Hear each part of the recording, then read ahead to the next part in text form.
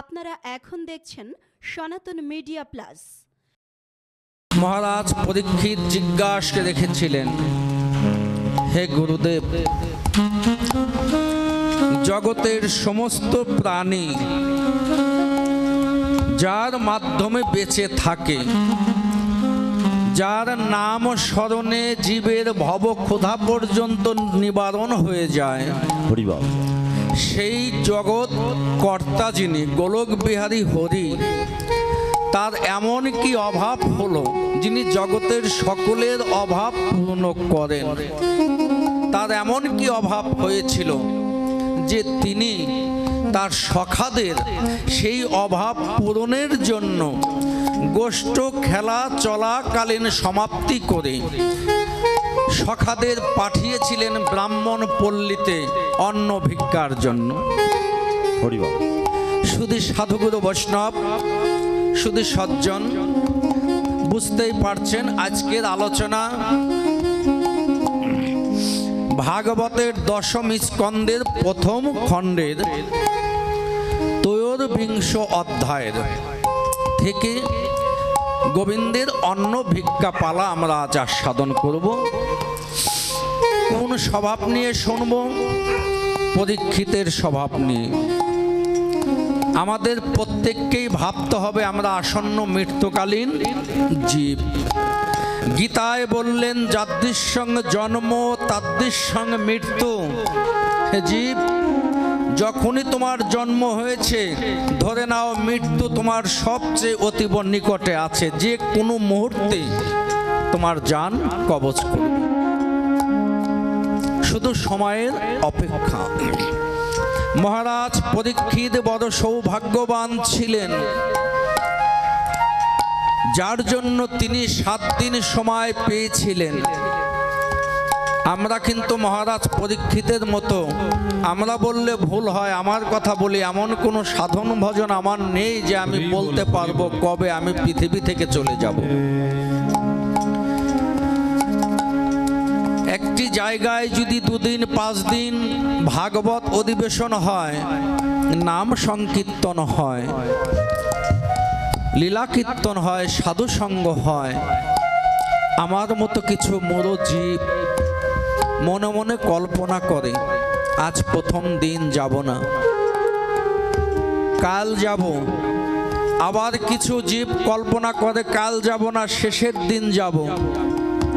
কিন্তু একবারও আমি ভাবি না পৃথিবীর সূর্য পূর্ব থেকে উঠে আজ পশ্চিমে সমাপ্তি ঘটেছে, আগামীকাল ঠিকই আবার পূর্ব দিক থেকে উদয় হবে, কিন্তু আগামীকাল প্রভাত আমার জীবনে আসবে কিনা। হরিবল হরিবল হরিবল, এটাই হচ্ছে চিন্তার বিষয়।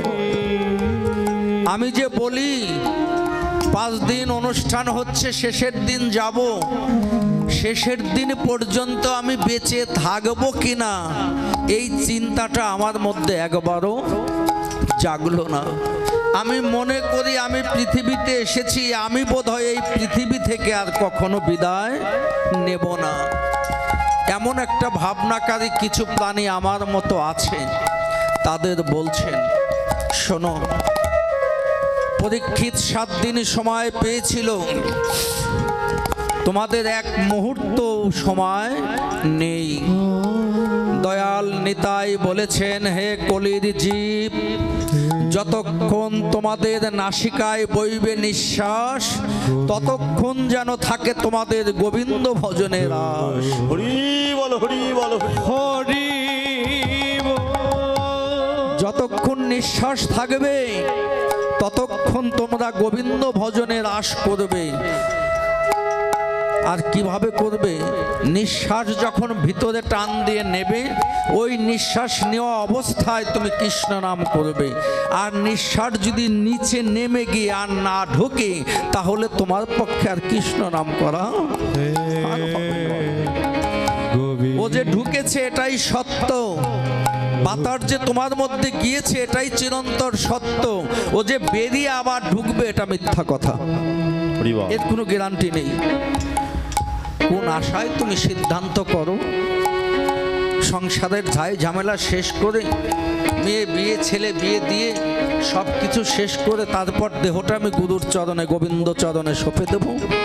ওই পর্যন্ত তুমি বেঁচে থাকবে কি না এটা আগে সিদ্ধান্ত করো। হরি বল। এই জন্য পরীক্ষিত সময় পেয়েছে, আমাদের সময় নেই, এটা ভেবে আমাদের ভাগবত শুনতে হবে, গোবিন্দের কথা শুনতে হবে, আর ভাবতে হবে আজকের এই সাধু সঙ্গই হয়তো আমার জীবনের শেষ সঙ্গ হতে পারে। হরি এটাই ভাবতে হবে। আগামীকাল সাধু সঙ্গ করবো এটা মিথ্যা কথা, আজকের সঙ্গটাই সত্য বাস্তব, এটাই আমাকে ভেবে এই পরিকল্পনা নিয়ে আমাকে গোবিন্দের কথা শ্রবণে ব্রতী হতে হবে, তবে আমার কৃষ্ণ কথা শোনা সার্থক হবে। তাই আমরা সেই পরীক্ষিতের মতো স্বভাব নিয়ে আমরা গুরু যতক্ষণ রাখবে আমরা থাকব, আলোচনায় চলে যাব। চিশুক ওবাচ গোপ ওবাচ রাম রাম মহাবীর্য কৃষ্ণ দুষ্ট নির্বহন এসা বই বাধতে ক্ষুণ্ণস্তস্তিং কর্তুব মহৎ। চিশুক ওবাচ ইতি বিজ্ঞাপিতই গোপৈ ভগবান দেবকীসুত ভক্তায়া বিপ্রভার্যয়া প্রসিদ দন দমপ্রীত প্রয়াত দেবযজনং ব্রাহ্মণ ব্রহ্মবাদিন সত্র আঙ্গিরস নাম হাস্যত স্বর্গ কামনায়। জাগরিক ব্রাহ্মণগণ স্বর্গপ্রাপ্তির আশায় আঙ্গিরস নামক এক যজ্ঞের আয়োজন করেছে। এই ব্রাহ্মণ পল্লীটা কোথায়? এই ব্রাহ্মণ পল্লীটা হচ্ছে বৃন্দাবনে যে আমার গোবিন্দ গোচারণে যেতেন, গোষ্ঠ খেলা খেলতেন, তারই উত্তর প্রান্তে একটি গ্রাম ছিল। সেই গ্রামে বহু ব্রাহ্মণগণ বসত করতেন, বহু ব্রাহ্মণ বসত করতেন। এই ব্রাহ্মণগণ তারা আঙ্গিরস নামক যজ্ঞের আয়োজন করেছে। এই যজ্ঞের মূল উদ্দেশ্য কি? যজ্ঞ যদি পরিপূর্ণ হয় তবে আমি স্বর্গে যেতে পারব, স্বর্গের আশায় তারা যজ্ঞের আয়োজন করেছেন। আর এদিকে প্রতিদিনের মতো নবলক্ষ ধেনু নিয়ে নন্দসুত পুত্র কানাই গোপাল আমার দ্বাদশ রাখালদের সঙ্গে নিয়ে গোষ্ঠ খেলা খেলিতে গোচারণে উপনীত হয়েছে।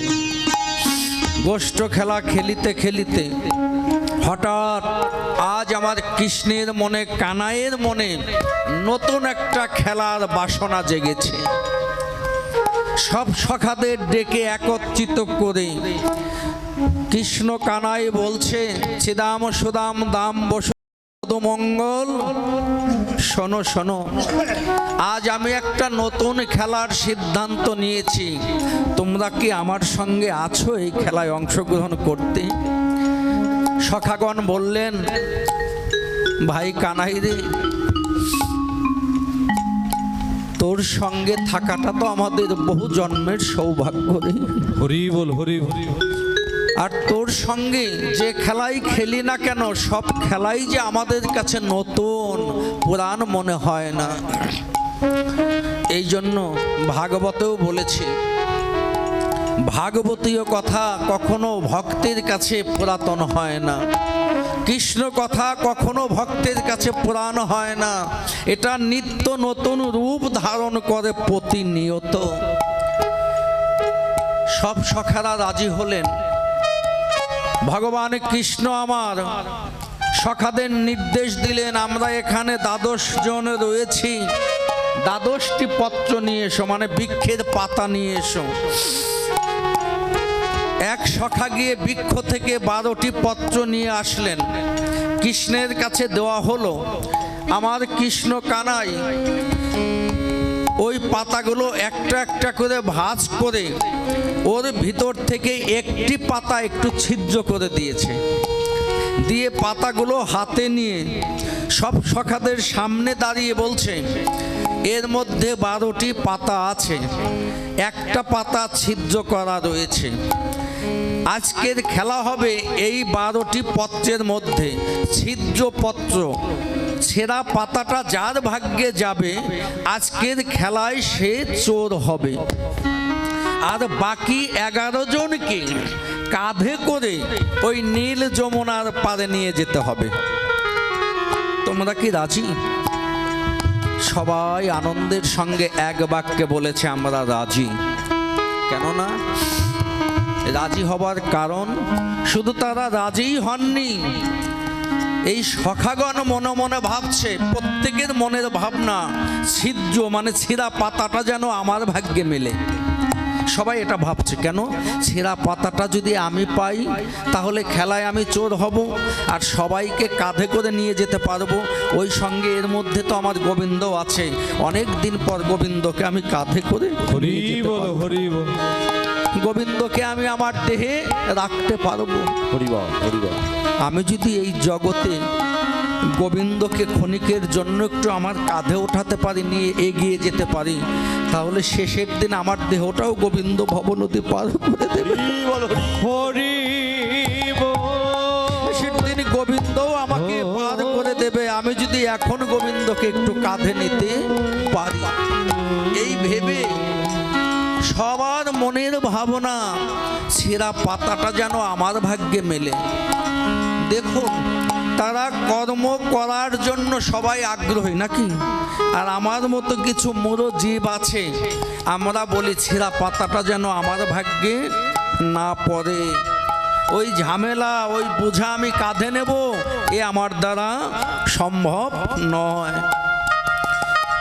কেন এই ভাবনা জাগে? শাস্ত্র বললেন আত্ম ইন্দ্রিয় প্রীতি বাঞ্ছা ধরে কাম নাম, আর কৃষ্ণ ইন্দ্রিয় অপর ইন্দ্রিয় প্রীতি বাঞ্ছা ধরে প্রেম নাম। আমার মধ্যে কেন সেই ভাবনা জাগে যে ছেঁড়া পাতাটা যেন আমি না পাই, ওর ভাগ্যে যাক, মানে পরকে ঠগাবো, আমি নিজে সুখে থাকবো। অমন সুখের জন্য তো কত চেষ্টাই করলে, কত দিক ছোটাছুটি না করলে, সুখ কি তুমি পেয়েছো? এই জগৎ সংসারে সুখের জন্য 40, 50, 60, 70, 80 বছর আপনারা পার করে এসেছেন, এমনও মানুষ এখানে আছে। আপনারা কি বুকে হাত দিয়ে বলতে পারবেন আমি 60 বছরে কষ্ট করে আমি এখন পরিপূর্ণ সুখী? এ কথা বলার ক্ষমতা কারো আছে? একটা না একটা কষ্ট, দুঃখ, যন্ত্রণা প্রত্যেকটি মানুষের হৃদয়ে রয়ে গিয়েছে। এই জাগতিক জগতে কিছু কিছু দুঃখ কষ্ট অর্থের দ্বারা, আত্মীয় স্বজনের দ্বারা দূরীভূত হয়, কিন্তু মানুষের মনের মধ্যে যে যন্ত্রণার বাসা বাঁধে, দুঃখ কষ্ট যেটা নিজেকে নিজেকে কুরে কুরে খায়, এই যন্ত্রণা থেকে মুক্তির জন্য কোনো ওষুধ আজ পর্যন্ত আমরা পাইনি। মহাজন এখানে দাঁড়িয়ে সিদ্ধান্ত বললেন, কেউ যদি একা একা কোনো যন্ত্রণায় ভুগতে থাকো, যদি মনে করে থাকো আমি আমার হৃদয়ের এই যন্ত্রণা থেকে কিসে মুক্ত হব, তাহলে বিলম্ব না করে শাস্ত্র বললেন, স্বামী ভূতেশানন্দজি ভাগবতে, সংসার সিন্ধু সদনে জলাঞ্জলি দং সাধ পিতরং পিত প্রেমাবৃত্তং চিগুরু চৈতন্য চণ্ড চরণে শরণ প্রয়াত। যদি তোমার মনের যন্ত্রণা দুঃখ কষ্ট দূর করতে চাও, এই পার্থিব জগৎ থেকে দূর হবে না, গুরু গোবিন্দের চরণে, নিতাইর চরণে, প্রভু মহাপ্রভুর চরণে সমর্পণ করে দাও। তিনি যদি একবার তোমার এই দেহের ভারটা নিয়ে নেয়, তোমার যে আর দুঃখ কষ্ট বলে কিছুই থাকবে না। তুমি যে মহা আনন্দের জগতে বাস করবে, তোমার চেয়ে বেশি আনন্দের মানুষ যে তখন আর থাকবে না। যারা গুরু গোবিন্দের আপন হয়ে গিয়েছে, তাদের যে ভব ক্ষুধা দূর হয়ে যায়, দুঃখ কষ্ট বলতে কিছু থাকে না। তোমার আমি কতজনের আপন হলাম, কিন্তু যার আপন হওয়ার জন্য সাধের এই দুর্লভ মানব জন্ম নিয়ে এসেছি, একবারও আমি সেই গুরু গোবিন্দের আপন হবার জন্য মনে মনে বাসনা করলাম না, একবারও ভাবলাম না হে গোবিন্দ তুমি আমার হও বা না হও তাতে দুঃখ নেই, আমি যে জন্মের মতো তোমার হয়ে গেলাম। হে গোবিন্দ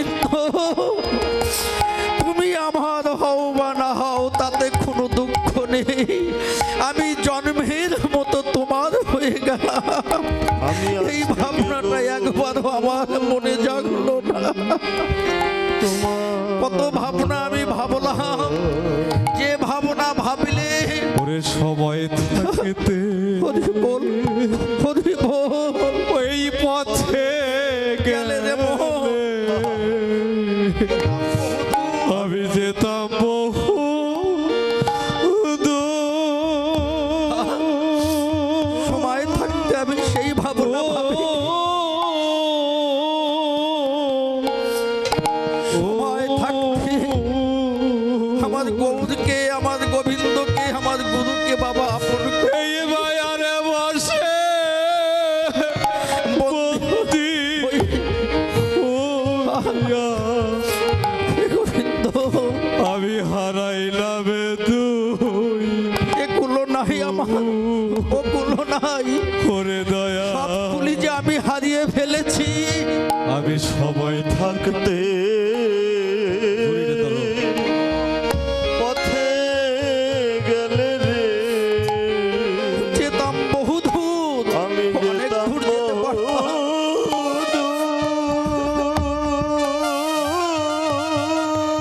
আমার হলো না,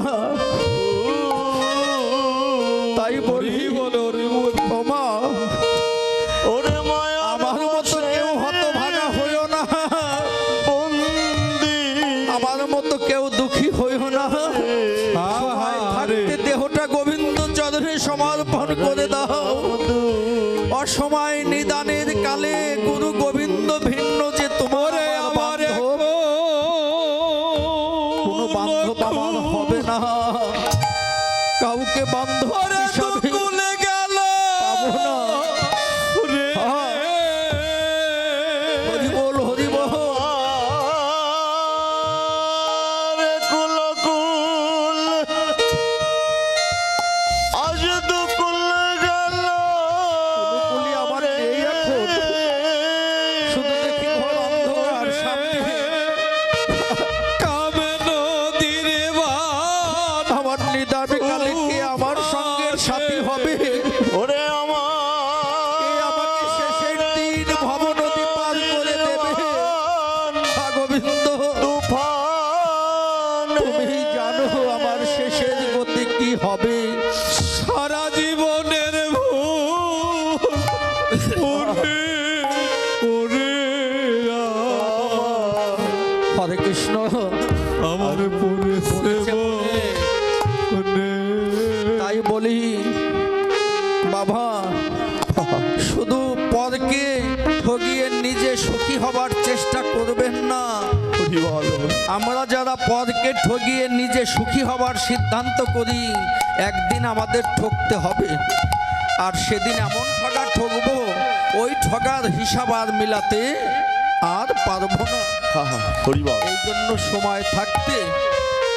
সময় থাকতে একবার বলুন, হে গোবিন্দ,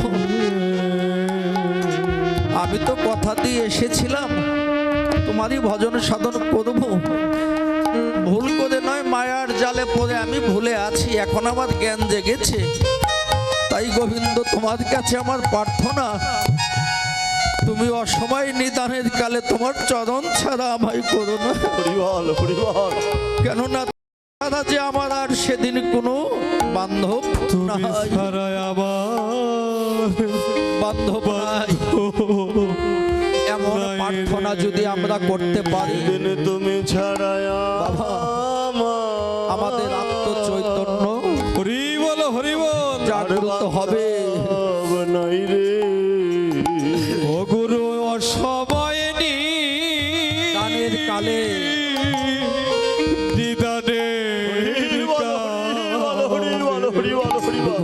গুরু তুমি বিনে আমার বান্ধব হরে কৃষ্ণ। নাই রে। তাই আজ দ্বাদশ রাখালরা ভাবছে, বাবা এটা তো শুনলেন দ্বাদশ রাখালদের ভাবনা, তাদের ইচ্ছা ছিঁড়া পাতাটা যেন আমি পাই, আমি যেন গোবিন্দকে আমার কাঁধে করে নিয়ে যেতে পারি। আর গোবিন্দের ভাবনাটা কি জানেন? গোবিন্দ মনে মনে ভাবছে, এই 12টি পাতার মধ্যে ছিঁড়া পাতা বাদে 11টি পাতা ওরা নিয়ে যাক, ছিঁড়া পাতাটা যেন আমার জন্য ওরা ফেলে রাখে, ছিঁড়া পাতাটা যেন আমি পাই। এই ছিদ্র পাতা যদি আমি পাই তাহলে আমার একটা মনের স্বাদ আছে।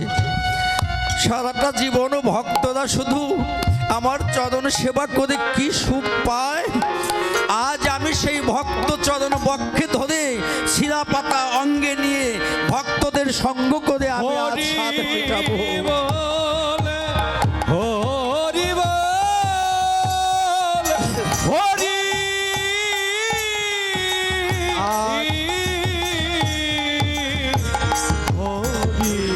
দ্বাদশ রাখালের ভাবনা শিরা পাতাটা যেন আমরা পাই, আর কৃষ্ণের ভাবনা কি শিরা পাতাটা যেন আমরা পাই।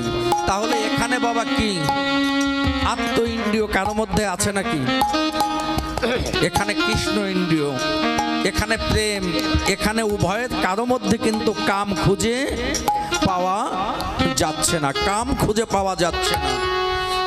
এবার মাটিতে ভূমিতে নিক্ষেপ করা হলো, এক এক করে সবাই পত্র নিয়ে গেল, কিন্তু অবশেষে একটি পাতা পড়েছিল, তুলে নিলেন নীলদল। ভাঁজখানা খুলে দেখলো ছিঁড়া পাতাটা আমার কৃষ্ণের ভাগ্যেই মিলে। সখাগণ একটু মনে কষ্ট পেলেও মনের কষ্ট চাপা রেখে প্রকাশ করে বলছে, কানাই এই খেলার কথা ছিল, ছিঁড়া পাতা যে জন পাবে এই খেলাতে সে চোর হবে। এক একটা সখাকে কাঁধে করে যমুনার পান নিয়ে যাবে, কথা ছিল না? হ্যাঁ, আমি তো কথা দিয়েছিলাম। এখন তো এই খেলার চোর তুমি হয়েছো, তুমি তো চোর হয়েছো। কৃষ্ণ বলে, আমি শুধু এই খেলার চোর না রে, আমি যে গোটা বিশ্ব ব্রহ্মাণ্ডের সমস্ত ভক্তের জীবের ভক্তি হরণ করা চোর। আমি শুধু এই খেলার চোর নয়, কারো মধ্যে যদি এক ফোঁটা ভক্তির জন্ম হয় আমি যে ওখানে ঢুকে তা চুরি করে নিয়ে আসি। আমি যে কত বড় চোর এটা তোরা বুঝতে পারবি না এখনো। এই ইচ্ছাটাই তো আমার ছিল, আর আমার ইচ্ছা খণ্ডন করবে এই সাধ্য আছে। আর আমি চেয়েছিলাম ছেঁড়া পাতা আমি পাবো, আমার ইচ্ছার বিরুদ্ধে যাবে কারো শক্তি নেই। আয় আয় তোরা আয়। এক এক করে সবাই কাঁধে উঠলেন, আনন্দের সঙ্গে এক এক করে ওই নীল যমুনার পারে কেলি কদম বৃক্ষতলে আমার কানাই সখাদের নিয়ে নামিয়ে দিচ্ছে। অবশেষে 11 নম্বরে সুদামা ভক্ত পড়েছিল, সুদামার নিকটে কৃষ্ণ ছুটে এলো। সর্বশ্রেষ্ঠ সুদামাকে কাঁধে নিয়ে যাবার জন্য কৃষ্ণ অনুরোধ করতে লাগলো, সুদামা সবাইকে কাঁধে করে যমুনার পান নিয়ে গিয়েছি, এখন তোমার পালা, তুমি আমার কাঁধে ওঠো। সুদামা বলে, এই দেহটা পেয়েছি গোবিন্দ তোমার চরণ সেবা করার জন্য। হরি বল, হরি বল। যোগী পায় না যোগ সাধনে, ব্রহ্ম পায় না ব্রহ্ম জ্ঞানে, আর সেই ধন আমি কাছে পেয়ে তোমার ওই কোমল দেহে কোমল অঙ্গে, যে অঙ্গে একটা পুষ্প ছিটিয়ে দেওয়া যায় না ব্যথা লাগবে, সেই অঙ্গে আমার মতো পাপীর দেহের ভার আমি দেব? তুমি ভাবলে কি করে, কি করে ভাবলে তুমি আমার দেহটা নেবে? ওদের নিয়েছো, আমার এই পাপী দেহটা তোমার ওই কোমল অঙ্গে আমি এই বোঝাটা চাপিয়ে দিতে পারবো না, আমি এই খেলায় অংশ নেব না। কৃষ্ণ দেখলেন আমার আশা তো পূর্ণ হয় না। কানাই বললেন, সুদামা তুমি না আমার আলাদা পৃথক ভক্ত, তুমি না আমার সম্পূর্ণ আলাদা ভক্ত, সবার চেয়ে তোমার ভজনটা আলাদা। ও সুদামা তুমি না মাঝে মাঝে বলতে, গোবিন্দ আমার বলতে যা আছে সবই তোমার, বলতে না? হ্যাঁ বলতাম। তাহলে তুমি আমাকে সব দান করে আবার আজকে তুমি তোমার বলে দাবি করলে? আমি তো তোমার দেহটা নিতে আসিনি, আমি আমার দেহটাই কাঁধে নিতে ইচ্ছা করেছি। তুমি যখন আমাকে দিয়ে দিয়েছো তাহলে ওটা তো আমার, আমি আমাকে কাঁধে নেব, একা একা তো আনন্দ আস্বাদন হয় না। তাই আমি ভক্ত রূপেই তোমাকে কাঁধে নিয়ে আজ আমার প্রাণ ভরে আমি ভক্ত সঙ্গ করব। তুমি আমার আশাও অপূর্ণ করবে।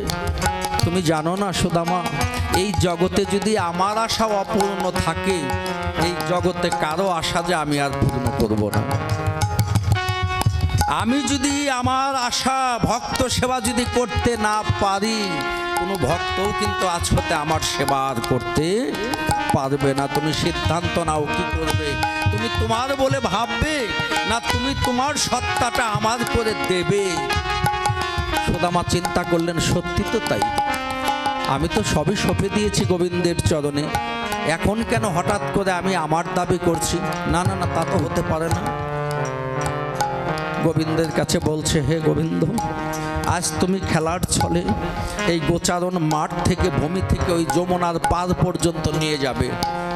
ভূমির উপর দিয়ে খেলার ছলে কাঁধে নেবে। তোমার কাঁধে ওঠার পূর্বে আমার শেষ মিনতি জানিয়ে রাখি, আজ আমি যাব না, তুমি জোর করে নিলে। আর একটা দিন আসবে যেদিন খাঁচা ছেড়ে ভব নদীর পার ঘাটায় আমার প্রাণ পাখি হরি বল, বল, হরি বল, হরি বল। হরি আচ্ছা, বল। খাঁচা ছেড়ে যেদিন প্রাণ পাখি ভব নদীর পার ঘাটায় দাঁড়াবে, সেদিন গোবিন্দ আজের মতো তুমি এই মরুভূমি নয়, ওই ভব নদী বৈতরণী পার করে আমায় নিয়ে যাবে, কথা দাও। গোবিন্দ বললেন, কেউ যদি আমার হয়ে যায় আর আমি যদি তার হয়ে যাই, ভজন করিতে করিতে কেউ যদি আমার হয়, আমি যদি তার হই, তার কি আর পারের কোনো ভাবনা থাকে? হরি বল, হরি বল। আমি যদি কারো হয়ে যাই আর সে যদি আমার হয়, আর কি পারের কোনো ভাবনা থাকে? হরি বল, হরি বল। এসো, কাঁধে উঠিয়ে সুদামার চরণ দুখানা খুব চেপে গোবিন্দ বক্ষ মাঝে ধরেছে। গোবিন্দ, তুমি চরণ এভাবে চেপে ধরেছো কেন? তুমি যদি পড়ে যাও, ছলনা করছে, ও তো ছলনাকারী। তুমি যদি পড়ে যাও, এই জন্য আমি চরণ চেপে ধরেছি, যাতে পিছন দিয়ে পড়ে না যাও। ভাবক কবি বললেন, না, সুদামা পড়ে যাবে এই জন্য চরণ চেপে ধরেনি। লীলাভূমিতে এসে নরদেহ ধারণ করে অনুগ্রহায় ভূতানাং মানসিং তনুমাশ্রিত, অনুগ্রহ করে মানব তনু ধারণ করে এসেছেই তো ও ভক্ত সঙ্গ করার জন্য। হরি বল, হরি বল। মনের মতো ভক্ত পেয়েছে, তাই প্রাণ ভরে হৃদয় অঙ্গম করে ভক্ত চরণ চেপে বক্ষে ধরে ভক্ত সঙ্গ করছে। আর অন্য অন্য সখাদের বেলায় তাড়াতাড়ি হেঁটে গেল, সুদামা ভক্তের বেলায় ধীর গতিতে হেঁটে যায়। কেন? বেশি তাড়াতাড়ি গেলে অতি অল্প সময়ের মধ্যে জায়গায় গিয়ে পৌঁছিয়ে ভক্তকে তো কাঁধ থেকে নামিয়ে দিতে হবে, ভক্ত সেবার সময়টা কমে যাবে। আর আস্তে আস্তে যদি যাওয়া যায়, বেশি বেশিক্ষণ ধরে ভক্ত সেবা করা যাবে। হরি বল।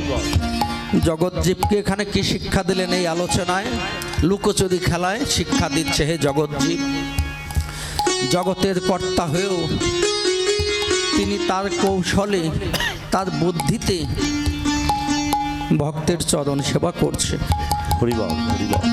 আর তোমরা যদি ঘরে কামনায় মত্ত থাকো, হরি বল, হরি এই বল। জীবনটা যে ভবের বন্ধন থেকে মুক্ত হবে না।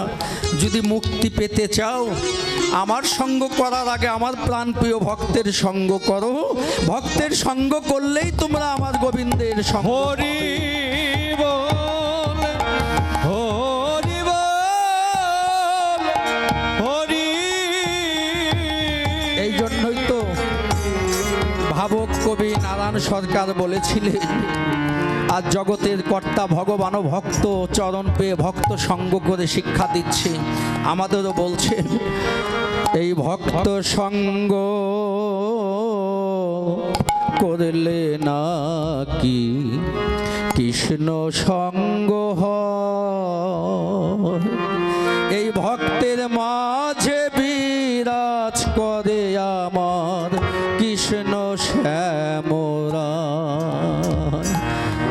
আর এই ভক্ত সঙ্গ করলে নাকি সুযোগ যেহেতু পেয়েছি, আর ভাগ্য হয় কি না হয়, সবাই প্রাণ ভরে ভক্তের সঙ্গ করে, ভক্তের চরণ ধুলি অঙ্গে লেপন করে আমরা আমাদের সাধের মানব জনমটা ধন্য করি। শ্যামরায় আমার কৃষ্ণ শ্যামরায়। এতদিনে বুঝলাম আমি রে,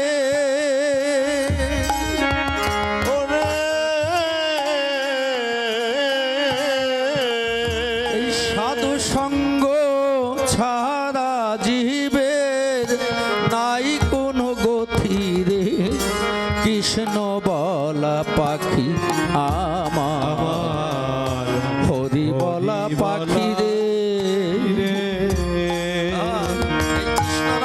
কৃষ্ণ নাম লইতে লইতে লইতে ঝরে ঝরে যদি আখি রে, হরি বলা পাখি আমার, কৃষ্ণ বলা পাখি। হরি বল, কৃষ্ণ নাম লইতে লইতে, এই কৃষ্ণ নাম লইতে লইতে ঝরে দুটি আখি রে, বলা পাখি হরি বলা পাখি। আর নিঃসঙ্গ হরি বল, হরি বল। জীবন আমার, হে জীবন বন্দি সংসার জেলখানা, এত সুন্দর মানব জনম হেলায় হেলায় আর নিঃসঙ্গ জীবন আমার, জীবন আমার কৃষ্ণ ভক্তি না, এত সুন্দর মানব জনম এত সুন্দর মানব জন হেলায় হেলায় যায়, হেলায় হেলায় যায়। আর নিঃসঙ্গ জীবন জীবন আমার, এ জীবন বন্দি সংসার জেলখানা, এত সুন্দর মানব হরি বল, হরি বল। হেলায় হেলায় যায়। আর নিঃসঙ্গ নিঃসঙ্গ জীবন আমার, এ জীবন বন্দি জেলখানা। জেলখানা, এত সুন্দর মানব জন হরে কৃষ্ণ হেলায় হেলায় যায়। পাগল নারায়ণ বলে আমি কি যে করি, আমি পাবো কি তার চরণ তরি। শেষের দিনে এই সাধুগুরুর চরণ ভিন্ন আমার যে পারের করি নাই। ও সাধু ভাই দেশের মানুষ দেশে চলো যায়। আজ গোবিন্দ ভক্ত সঙ্গ করে কি যমুনার পারে গিয়ে ভক্তকে নামিয়ে দিলেন। সমস্ত ভক্ত মিলে কেলি কদম বৃক্ষ তলে বসে এবার ছিদাম সুদাম দাম বসুদাম বলছে, ভাই কানাই, এ ভাই কানাই, কত খেলাই তো খেললি, তোর সঙ্গে বনে কত খেলাই অংশ নিলাম কানাই রে। এই বন মাঝে এসে অগাসুর বগাসুর পোতনা রাক্ষসী পর্যন্ত বড় বড় দৈত্য দানব পর্যন্ত শেষ করে দিলি। আর একটা রাক্ষস যে এখন তোকে দমন করতে হবে। কানাই বললেন, কি রাক্ষস, কোথায় তার অবস্থান? সখাগণ বললেন, ভাই কানাই, আমাদের দেহ রাজ্যে ক্ষুধা নামক রাক্ষস আমাদের তাড়া দিচ্ছে, যন্ত্রণা দিচ্ছে। কত সুন্দরভাবে কথাগুলো বললেন। কেন বলতে পারতেন না, হে কৃষ্ণ খেলাধুলা শেষ হয়েছে এখন খেতে দে, বলতে পারতেন না? তা তো বললেন না। ভাষাটা কি? দেহরাজ্যে ক্ষুধা নামক অসুর যন্ত্রণা দিচ্ছে, এই অসুরকে দমন করো। মানে কি? ভক্তের ভাষা, সাধুর ভাষা, বৈষ্ণবের ভাষা, ভজন রাজ্যের ভাষাটাই ভিন্ন। আপনার বাড়িতে যেন তেন ভাবে বলতে পারেন চারটে খেয়ে যা, কিন্তু সাধুগুরু বৈষ্ণবকে কখনো বলা চলবে না খেয়ে যা, তাদের বলতে হবে সেবা করার কথা। আপনি বলতে পারেন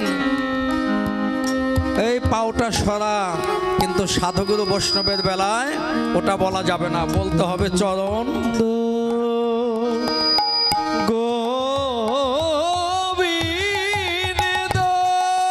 সাধুগুরু বৈষ্ণবের বেলায় চরণ শব্দ উল্লেখ করতে হবে, না হলে অপরাধ হয়ে যাবে।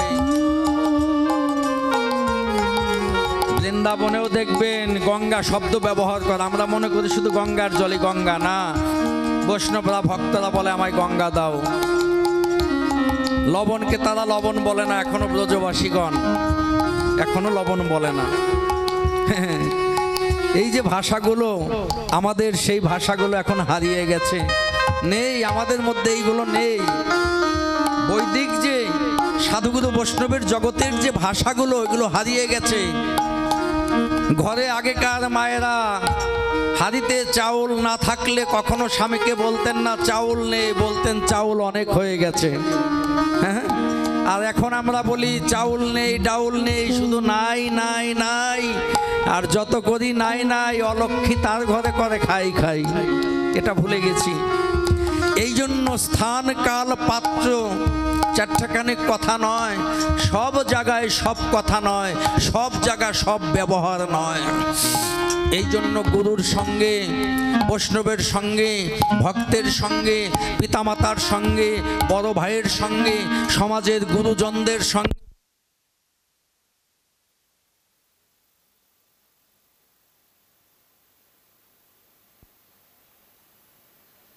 মর্যাদা দিয়ে কথা বলতে পারি না। অথচ আপনারা নামযজ্ঞের পূর্বে অধিবাস তো শুনেছেন নাকি? অধিবাসে আমাদের একটা পদে শিক্ষা দিচ্ছে, কেউ যেন বাকি না থাকে, পায়ে ধরে বলে এসো। আছে না পত্র, একটা পদ আছে না অধিবাসে? আচ্ছা আচ্ছা। পায়ে ধরে বলে এসো, কেউ যেন বাকি না থাকে। তোমার বাড়ির পাশে যদি তোমার বড় শত্রুও থাকে, যদি শত্রুও থাকে বড় শত্রু, তুমি আগে তার কাছে যাও। তাকে যদি তোমার ধর্মীয় উৎসবে আনতে পারো, মনে করবে তোমার যজ্ঞ সার্থক। পরিবার। আর যদি হিংসা করে থাকো, তাহলে সব শেষ, সব শেষ। এই জন্য আমাদের কিছু কিছু বিষয় শেখার আছে, জানার আছে, বোঝার আছে। এই জন্য কখনোই সাধুগুরু বৈষ্ণবদের এমন কোনো আচরণ, এমন কোনো ব্যবহার করব না যাতে তারা কষ্ট পাবে। এমন কোনো ভাষায় আমরা কথা বলবো না। তাদের সঙ্গে মাধুর্যময় ভাবে সেই কথা বলিব, যে কথা বলিলে তাদের অন্তরে শান্তি জাগবে, তারা আমাকে উপর থেকে আশীর্বাদ করবে, আশীর্বাদ আমাকে চাইতে হবে না।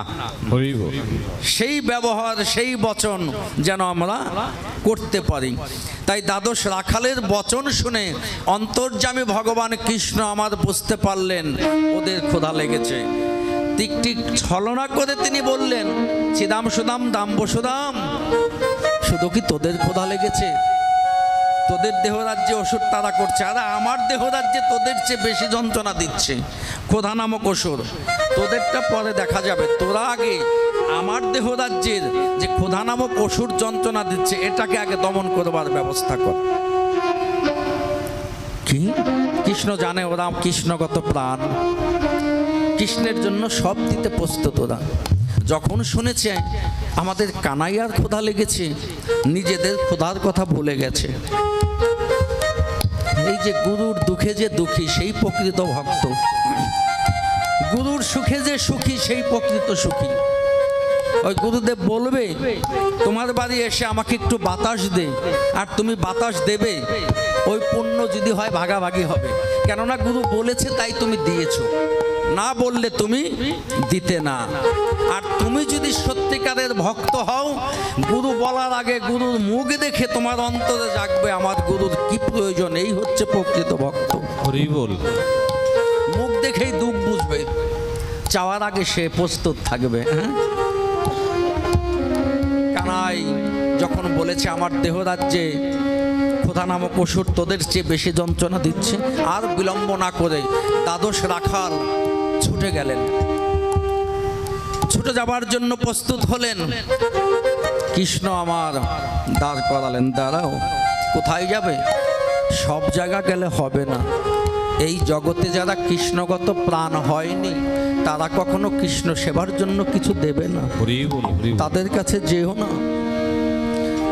তোমরা কাজ করো, ওই যে ব্রাহ্মণ পল্লী দেখা যাচ্ছে অদূরে, ওই ব্রাহ্মণ পল্লীতে যাও। সেখানে গিয়ে আমার কথা বলে তোমরা অন্ন ভিক্ষা করে নিয়ে এসো। আমরা বনমাঝি সবাই মিলে আমাদের ক্ষুধা নামক ওষুধকে দমন করব। দ্বাদশ রাখাল আনন্দের সঙ্গে কৃষ্ণ গুণগান করিতে করিতে ছুটে গেলেন ব্রাহ্মণ পল্লীতে।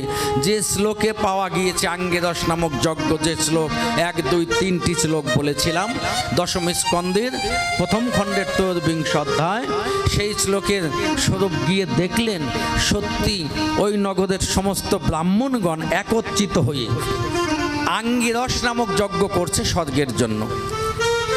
এবার কৃষ্ণ আমার যাওয়ার পূর্বে আবার ডেকে বললেন, সখাগণ দাঁড়াও দাঁড়াও দাঁড়াও, সখাগণ শোনো শোনো, শুধু গেলেই হবে না, শুধু গেলেই হবে না, ওখানে গিয়ে আগে ব্রাহ্মণদের শ্রদ্ধা করবে। ব্রাহ্মণ বর্ণের শ্রেষ্ঠ, শ্রদ্ধার পাত্র, তাদের গিয়ে আগে দন্তপদ দেবে, প্রণাম দেবে, শ্রদ্ধা করবে। তারপরে আমার কথা বলে তাদের কাছে অন্ন প্রার্থনা করবে। দেখুন কথায় কথায় এসে যায়, আমার কথায় অপরাধ নেবেন না কেউ।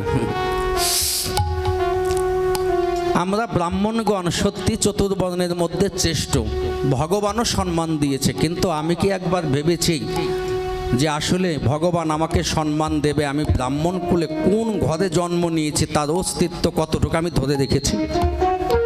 এটাকে আমি চিন্তা করি কখনো? আমরা অনেক ব্রাহ্মণগণ দুঃখ করি, সমাজে আমাদের মূল্যায়ন নেই। এটা ভুল কথা।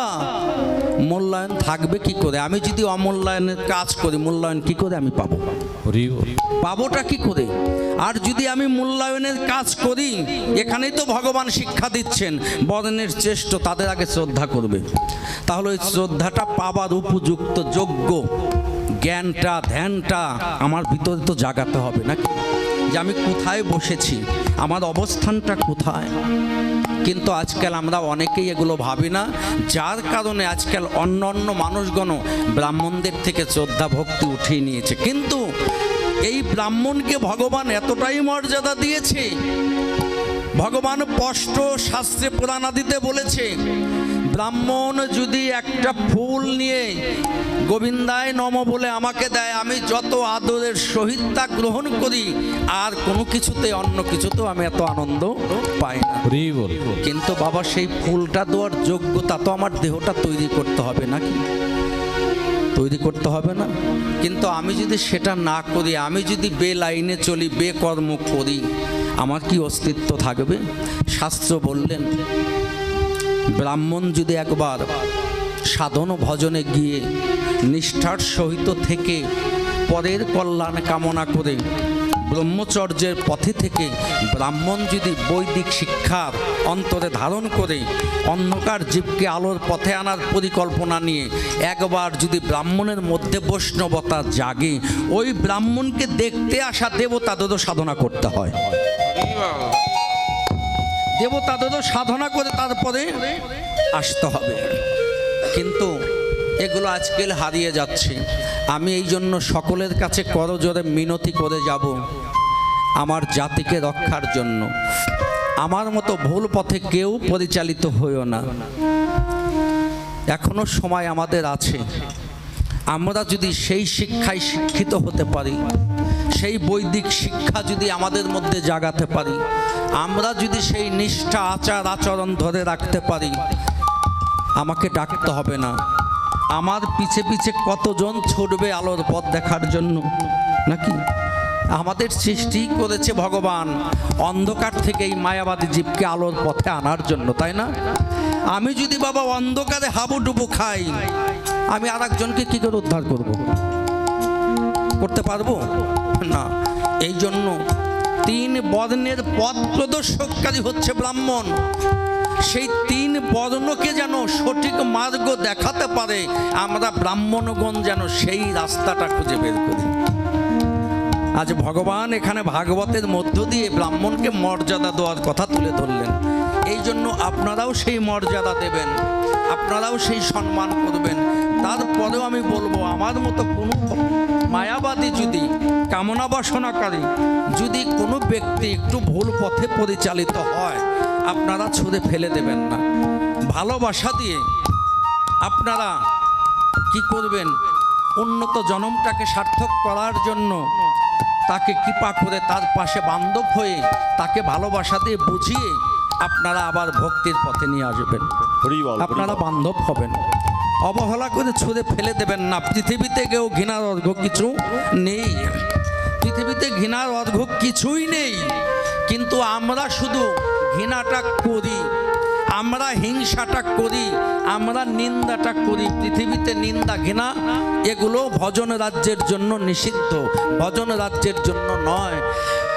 এই জন্য আমরা যেন সেই সুশিক্ষায় শিক্ষিত হতে পারি, আমরা যেন সেইভাবে আমাদের জীবনটাকে পরিচালনা করতে পারি, যেভাবে জীবন পরিচালনা করিলে আশীর্বাদ আমাকে সম্মান দাও এ কথা বলতে হবে না, সম্মান দেওয়ার জন্য সবাই প্রস্তুত থাকবে নাকি? সেইভাবে যেন আমি তৈরি হতে পারি। আর বিশেষ করে শুধু ব্রাহ্মণ সন্তানদের নয়, যুবক ছেলেবেলে যারা আছে প্রত্যেককেই বলবো, জাগতিক জগতের যে শিক্ষায় শিক্ষিত হও না কেন, পাশাপাশি ধর্মীয় শিক্ষায় শিক্ষিত হবার জন্য চেষ্টা করবে।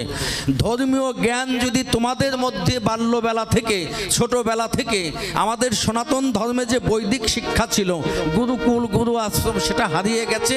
ওই দিনই সনাতন ধর্মের অধঃপতন নেমে এসেছে, বৈদিক আশ্রম হারিয়ে গিয়ে। এই জন্য ছোটবেলা থেকে যদি ধর্মীয় জ্ঞান, ধর্মীয় শিক্ষা অর্জন করতে পারো, তাহলে তোমাদের আর কোনো ভয় থাকবে না, কোনো বিপদ থাকবে না। এই জন্য প্রত্যেকেই চেষ্টা করবে।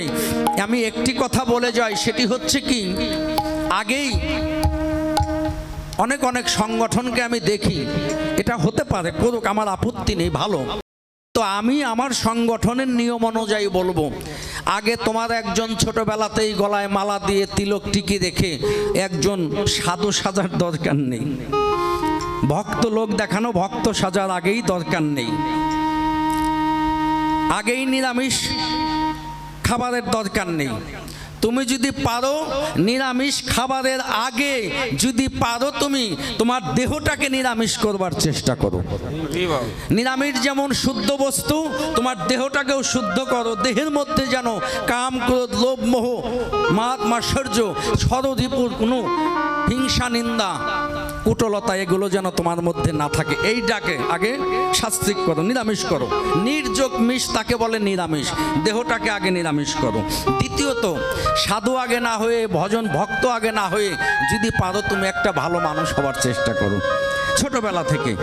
যদি ছোটবেলা থেকে তুমি ভালো মানুষ হতে পারো, যদি ভালো মানুষ হতে পারো ছোটবেলা থেকে, তাহলে অবশ্যই তুমি ভালো একজন ভক্ত হবে, ভালো একজন বৈষ্ণব হবে, ভালো একজন সাধক হবে, ভালো একজন ব্রহ্মচারী হবে, ভালো একজন সন্ন্যাস হবে।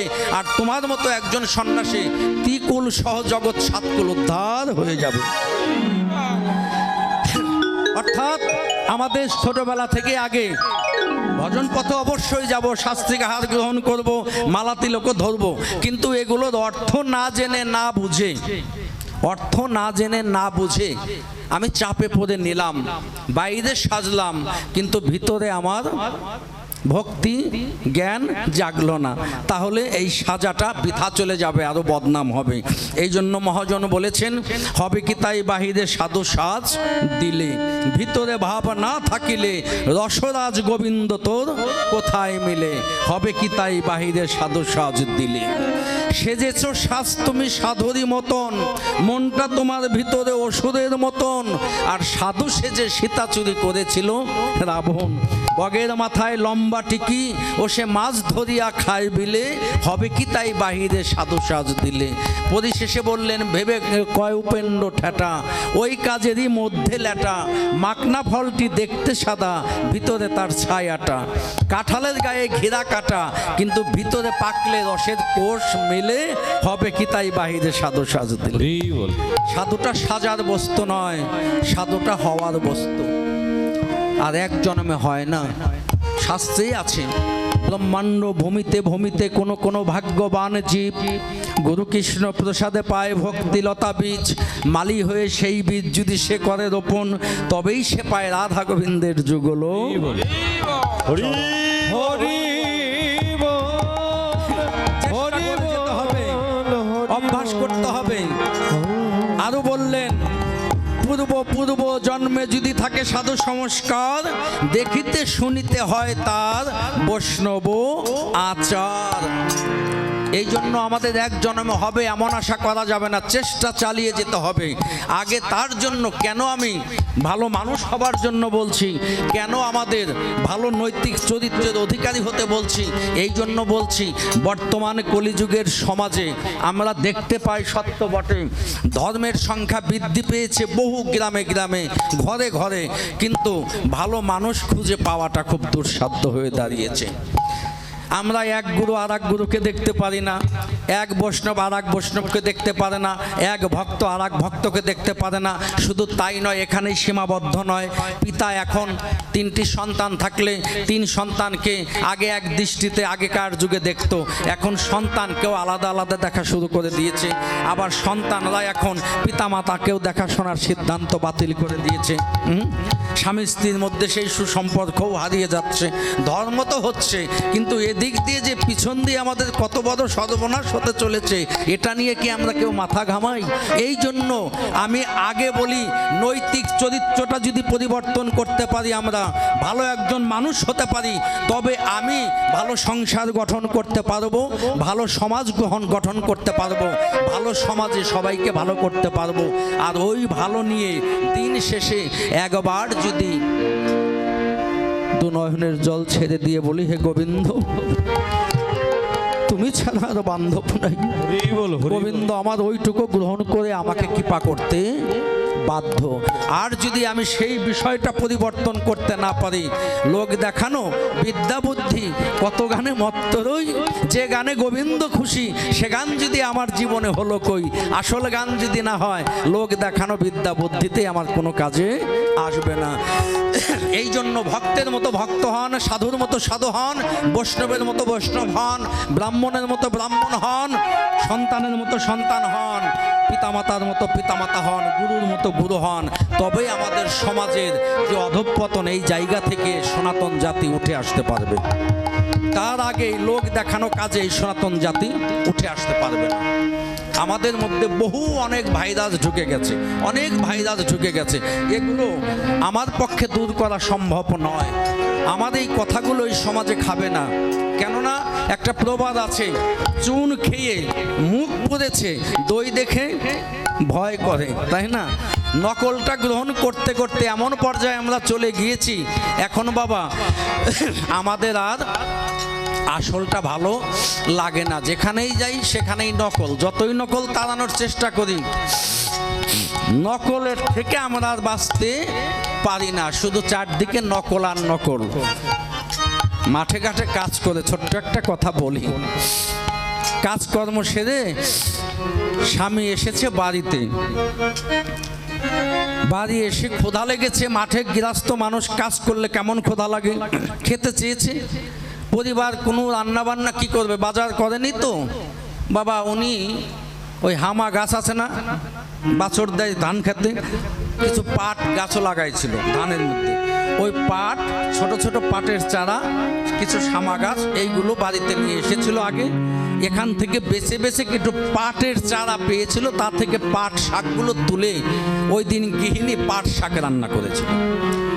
এবার স্বামী এসে ভাত চেয়েছে, বাজার টাজার তো করেনি, ওই পাট শাক দিয়ে ভাত দিয়েছে। স্বামীর মাথা গরম, সারাদিন মাঠে ঘাটে কাজ করে, হ্যাঁ, এই পাট শাক দিয়ে কি ভাত খাওয়া যায়? মাথাটা খুব গরম। আর কিছু করনি, কি করবো, তুমি তো বাজারই করনি, যা ছিল তাই কুড়িয়ে করেছি, এটাই আজকের মতো খাও না, আমি পাট শাক খাবো না। চাঙ্গা দিয়ে ফেলে দিলেন ভাতের থাল। মনে মনে চিন্তা করে, ভাত ফেলে দিলাম, ক্ষুধাও লেগেছে, এখন কি করি, কার কাছে যাই? ও পাশের গ্রামে তো মেয়ে বিয়ে দিয়েছি, বহুদিন হলো, অনেক দিন ধরে যায় না, অনেক দিন হলো যায় না। আজ আমি মেয়ে বাড়ি যাব, মেয়ে আমাকে অনেক আদর যত্ন করে অনেক পদ দিয়ে খাওয়াবে, হ্যাঁ, তবু আমি বাড়ি পাট শাক খাবো না। এই আশায় মেয়ে বাড়ি চলে গেল কষ্ট করে। যাওয়ার পরে বাবাকে দেখে হাত মুখ ধোয়ার জল দিয়েছে, বসতে দিয়েছে। বাবা মুখ শুকিয়ে গেছে, কিছু খাওনি? না রে মা, তোর কথা মনে পড়লো, চলে আসলাম, খাওয়ার সময় পাইনি, বসো বসো। এবার মেয়েও বাবা সেদিন পাট শাক রান্না করেছে। হরি বল, হরি বল। ওই ভাতের কোনায় সর্বপ্রথমেই বাবাকে পাট শাক দিয়ে এক থাল ভাত দিয়েছে।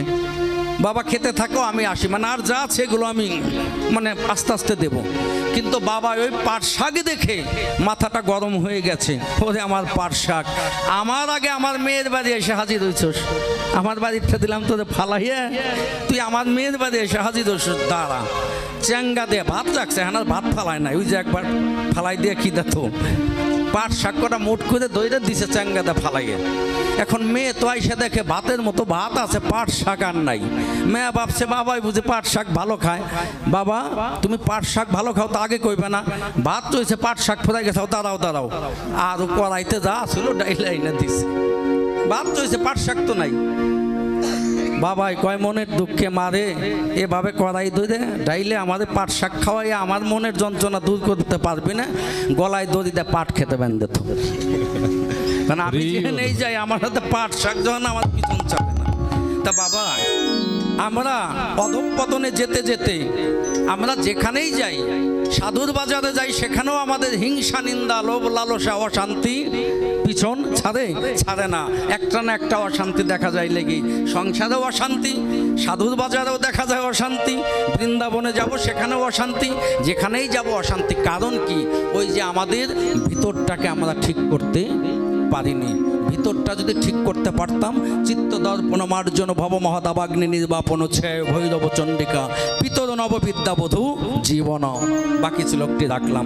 এই শ্লোকের মূলত যদি তাৎপর্যটা বুঝতে পারতাম, তাহলে বাবা আমার দুঃখ কষ্টে ভগবানকে ডাকতে হতো না। ভগবান তিনি নিজে না আসলে তার ভক্ত পাঠাতেন। আজ ভগবান জগতের ক্ষুধা নিবারণ করে থাকেন, সেই ভগবান আজকে কি করেছে? সখাদের পাঠিয়েছে গুনে গুনে কোথায়? ব্রাহ্মণ পল্লীতে গিয়েছে। এবার সেখানে গিয়ে সখাগণ শ্রদ্ধা করলেন, ব্রাহ্মণদের শ্রদ্ধা করে অন্ন চাইলেন। কিন্তু জাগরিক ব্রাহ্মণগণ স্বর্গের জন্য তারা আঙ্গিরস নামক যজ্ঞে মত্ত আছে, দ্বাদশ রাখালের কথা শুনলেন না। মনে বড় কষ্ট জাগলো। কি? যাকে সেবা দেওয়ার জন্য কত রাজা রাজত্ব হারিয়েছে, কত জমিদার জমিদারি হারিয়েছে, সেই কৃষ্ণের কথা বলার পরেও আমাদের কেউ একটা ব্রাহ্মণও আমাদের অন্ন দিল না। কেন দিলেন না? তারা স্বর্গের জন্য যজ্ঞে ব্রত, যজ্ঞে মত্ত আছে, তারা ওই গোবিন্দ সেবা ভক্ত সেবায় তারা মন নেই। এখান থেকে কি শিক্ষা দিচ্ছে? ওমা তুমি ঘরে ঠাকুর পূজা দিচ্ছ, আমার বাস্তব কথাগুলো মায়েরা শুনে যাও, কাজে লাগবে। এগুলো মায়েদের কথা, বাবাজিদের জন্য না। তোমরা বাড়িতে থাকো, বাবাজিরা ব্যবসা বাণিজ্যে থাকে, ঘরে ঘন্টা বাজিয়ে পূজা দিচ্ছ মাটির বিগ্রহের, এটা দাও দোয়া ভালো। এমন সময় গুরুদেব আসলো, কিংবা জয় রাধে হরে কৃষ্ণ বলে একজন ভিক্ষার জন্য আসলো, গুরুদেবও আসলো, তোমরা ওই ঘন্টা বাজিয়ে পূজাই দিচ্ছ আর বলছো এখন আমি পারবো না, পূজা দিতে বসেছি। ওমা তুমি যে মাটির মূর্তির পূজা দিচ্ছ, ওই বিগ্রহের দেবতা নরদেহ ধারণ করে ছদ্মবেশে তোমাকে পরীক্ষা করতেও তো আসতে পারে। তুমি চাঁদ পেয়ে চাঁদকে হারালে, রাখো ওই পূজা। গুরু এসেছে বন্ধ রাখো, দরকার হলে গুরু পূজা দেবে, নিয়ম। তুমি আগে এসো, এসে ওই অতীত সেবা করো। অতীত সেবার চেয়ে বড় কোনো ধর্ম হতে পারে না। সনাতন ধর্মে অতীত রূপে নারায়ণ, অতীত সেবা সর্বশ্রেষ্ঠতম সেবা। এর মধ্যে দান ধ্যানগুলো তো রয়েছেই, এর মহিমা বলে শেষ করবার নয়। তার মধ্যে বিশেষ করে অন্নদান, সর্বশ্রেষ্ঠতম দান হচ্ছে অন্ন। যেখানে হরিবাসক হোক যাই হোক, একমুষ্ট পারলে অন্ন দেবেন। কোনো আশেপাশে যদি আপনার গ্রামে ক্ষুধার্ত ব্যক্তি থাকে, যদি শোনেন একজনের বাড়িতে অভাব, না খেয়ে আছে, আপনার খাবার ভাগ করে তাকে দেবেন। শত বৎসর সাধনায় যে পুণ্য হবে তার চেয়ে অধিক পুণ্য পাবেন আপনি, ক্ষুধার্ত মুখে যদি অন্ন তুলে দেওয়া যায়। দাতা কর্ণ যুদ্ধ সমাপন অন্তে দেহ সমর্পণ করে চলে গিয়েছিল জায়গা মতো বৈকুণ্ঠে, সবই পেয়েছিল, কিন্তু ক্ষুধা নিবারণের জন্য প্রসাদ পায়নি। একদিন কর্ণ জিজ্ঞাসা করেছিল, কেন আজ আমি ক্ষুধার্ত, ক্ষুধার জ্বালা সইতে পারি না, বৃন্দাবনের মহাপ্রসাদকে আমি পাবো না। তাকে ঘোষণা করা হয়েছিল, তুমি রাজ্যে অনেক কিছু দান করেছো, কিন্তু কাউকে তুমি অন্ন দান করনি, অন্ন দান করনি, যার জন্য তোমার অন্ন সেবা বন্ধ। উপায়, যাও তুমি পিতৃপুরুষদের উদ্দেশ্যে তোমাকে সুযোগ দিতে পারে, আবার মরতে গিয়ে যদি তুমি অন্ন দান করতে পারো তবেই তুমি এখানে প্রসাদ পাবে। এক কথায় কিছু দিলে কিছু পাবে, দিয়ে পাওয়াকে বলে কৃপা। তুমি দেবে না, বাস্তব কথা পাবে না। এখানে দেবে, ওখানে পাবে। 1 কেজি ধান ছিটাবে চকে, ওই ধান সময় মতো 10 কেজির উপরে উঠবে নাকি না? 1 কেজি ধানে আধা কেজি আসে। একটা গাছ থেকে একটা আঠি দিয়ে একটা আম গাছ লাগাবে, 10 বছর যত্ন নেবে, ওই গাছে শত শত আম তোমাকে উপহার দেবে। এই জন্য গোবিন্দ বলেছে, আমাকে 1 মুঠ দিলে আমি তাকে 10 মুঠ দিই, এটাই তার খেলা। এই জন্য অতীত সেবা, এটা বাস্তব সেবা। এই অতীত সেবা থেকে কেউ বঞ্চিত হবে না। কালের স্রোতে আমাদের অনেক কিছু হারিয়ে গেছে।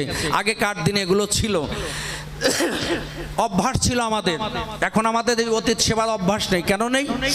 গ্রামে গ্রামের থেকে আমাদের টহলদারি বৈরাগে উঠে গেছে।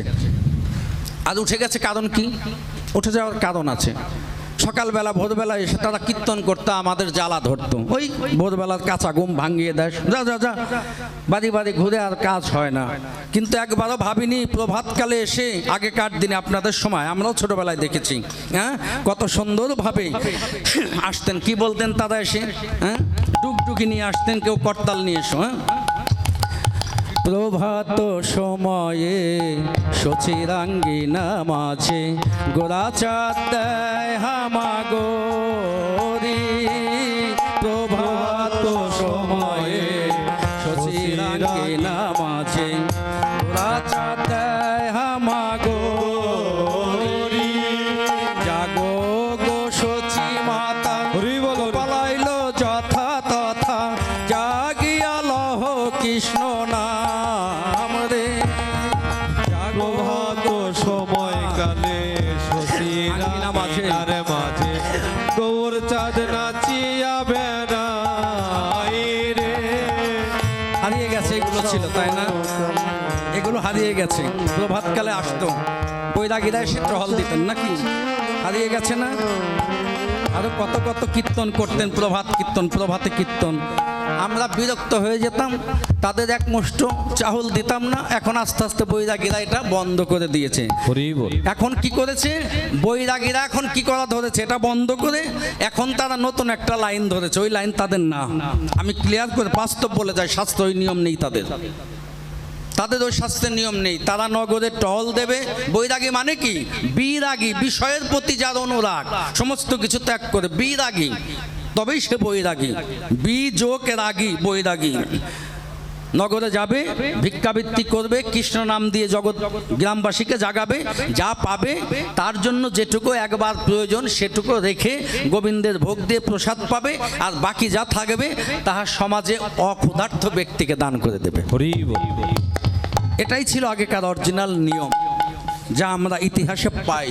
কিন্তু এখন এই সব না থাকার কারণে ওই বৈরাগীরা এখন কি করবে? জীবন তো বাঁচাতে হবে নাকি বাবা? এখন বাধ্যগত তারা, যে আইন নেই সেই আইনে ঢুকে গিয়েছে। এখন তারা মহাপ্রভুর ভোগ রান্নার বিধান বানিয়ে এখন তারা মহাপ্রভুর ভোগ দেওয়া শুরু করে। কিন্তু না, একজন বৈষ্ণব পারে। বৈরাগী আর বৈষ্ণব এক নয়। আমরা এটাই বুঝি না, অনেকে গুলিয়ে ফেলে দিই। একজন বৈষ্ণব পারে, বৈরাগী পারে না মহাপ্রভুর ভোগ দিতে।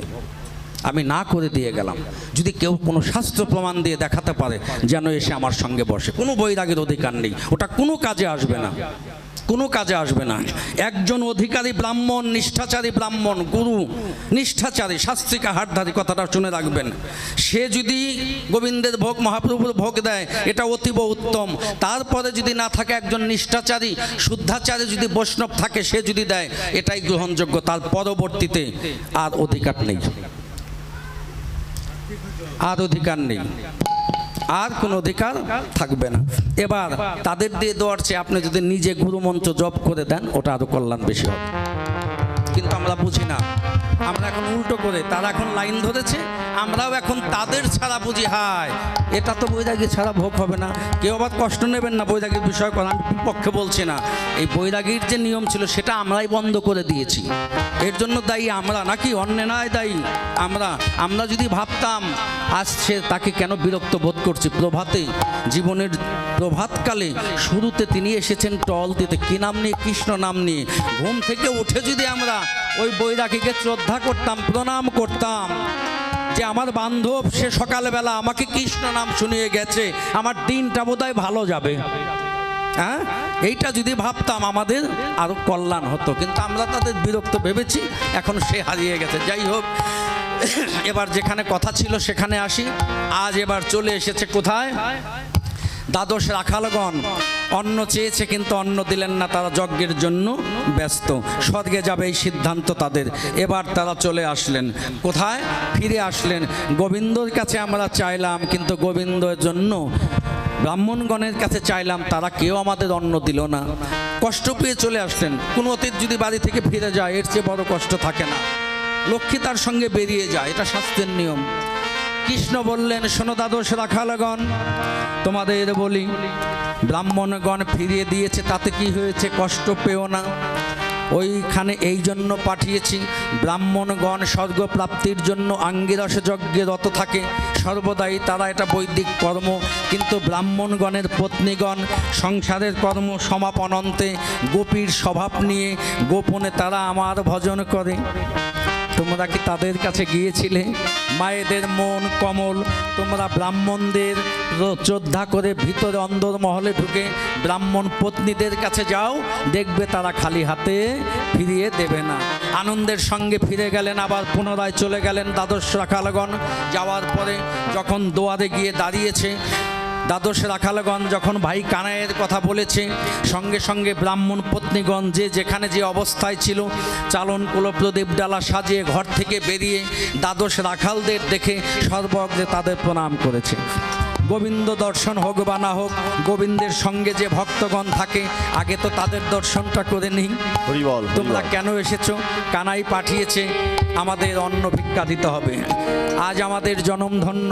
এতদিন ভেবেছিলাম হে গোবিন্দ, এই দেহটা তোমার সেবায় লাগবে না। হরি বল। এতদিন ভেবেছিলাম আমরা যে গোবিন্দ তোমার ভজন সাধন করি, আমাদের দেহটা তোমার সেবায় কখনো লাগবে না।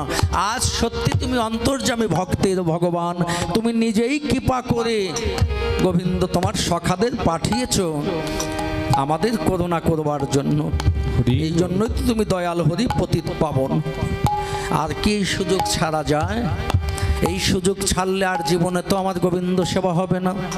সমস্ত সখীগণ অর্থাৎ ব্রাহ্মণ স্ত্রীগণ যার যা ছিল, সবাই যার যা ছিল নিয়ে তারাই আসলেন বনমাঝে।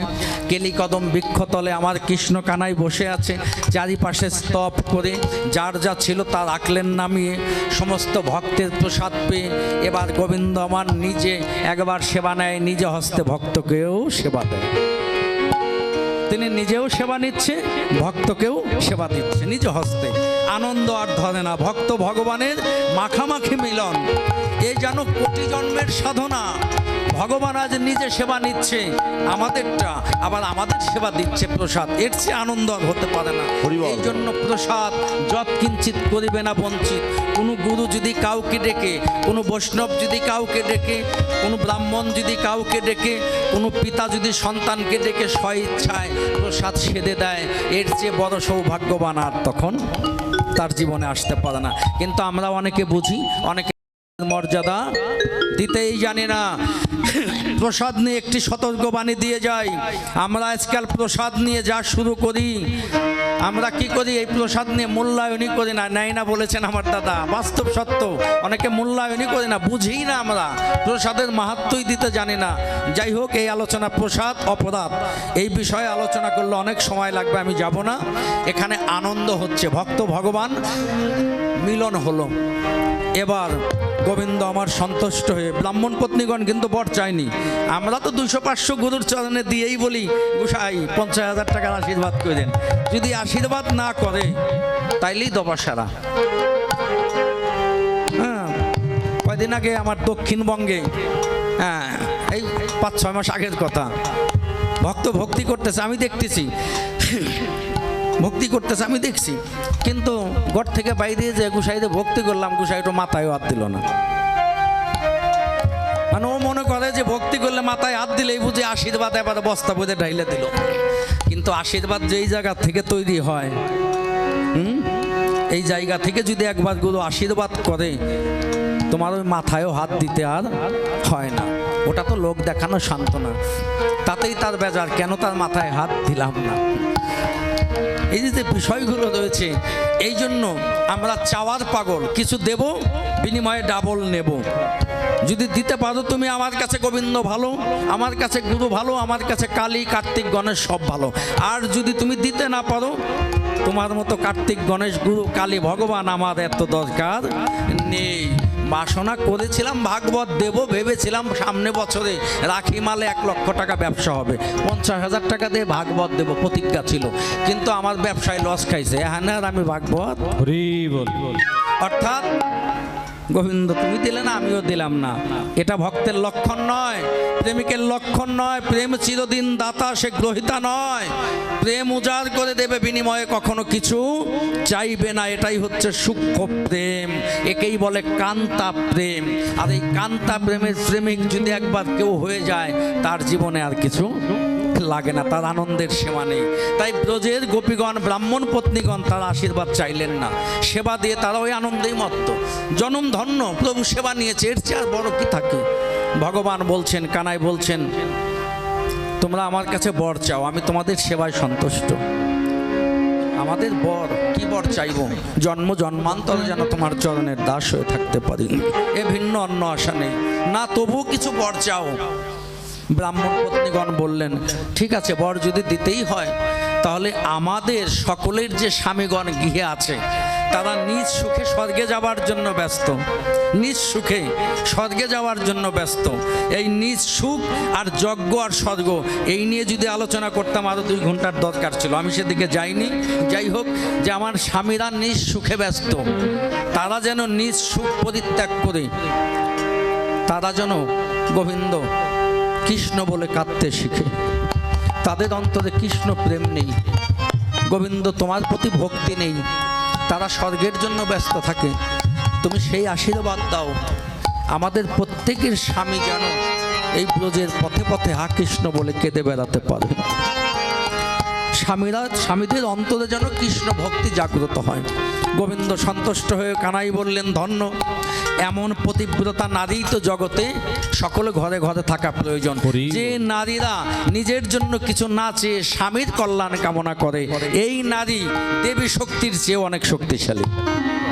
যাও, তোমাদের ভজনে সন্তুষ্ট হয়ে আশীর্বাদ দিচ্ছি, যাও, তোমাদের স্বামীরা একদিন কৃষ্ণ বলে কাঁদবে, তবে সেদিন আমি ব্রজে থাকবো না।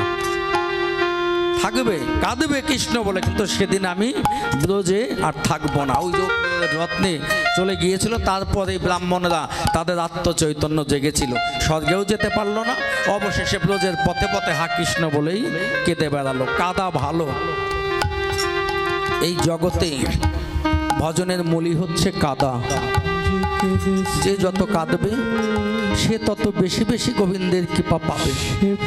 কামনা বাসনার কাদা নয়, পারমার্থিক জগতের কাদা। যে যত বেশি কাঁদতে পারবেন সে ততই গোবিন্দের বেশি প্রিয় হবেন। কেননা ভগবান এই জগতে, আপনি যদি ভগবানকে কেউ ভালোবাসেন, একটা কথা বলে যায়, দুঃখ কষ্টকে মেনে নিয়ে ভজন পথে আসবেন, গুরু ধরবেন, না হলে কেউ আসবেন না।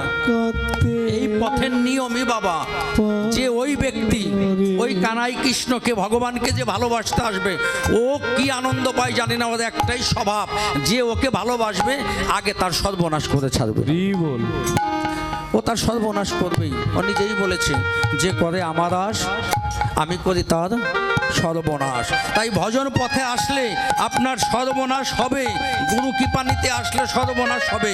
এটা যদি মেনে নিতে পারেন ভজন পথে আসবেন, না হলে আসবেন না। কেননা এই জগতের আগুন থেকে আপনি বাঁচতে পারবেন। দমকল বাহিনী এসে আগুন নিভিয়ে দিয়ে যাবে একটু পরে হলেও, কিন্তু কৃষ্ণ প্রেমের আগুনে যদি একবার কেউ দাউ দাউ করে জ্বলতে, কৃষ্ণ প্রেমের গুরু প্রেমের আগুনে যদি একবার কেউ দাবানলের মতো জ্বলতে থাকে, এই আগুন নিভানোর মতো আর কোনো ক্ষমতা পৃথিবীতে, কোনো ফায়ার সার্ভিস নেই। ব্রাহ্মণগণ কাঁদছে, আসুন আমরাও কাঁদি। কাঁদতে কাঁদতে একদিন আমাদের কান্নার সংবাদ যখন গোবিন্দের কাছে যাবে, তখন গোবিন্দ আমাদের কৃপা না করে থাকতে পারবেন। আপনাদের সকলকেই কৃপা করুক, এই আশা গোবিন্দ চরণে রেখে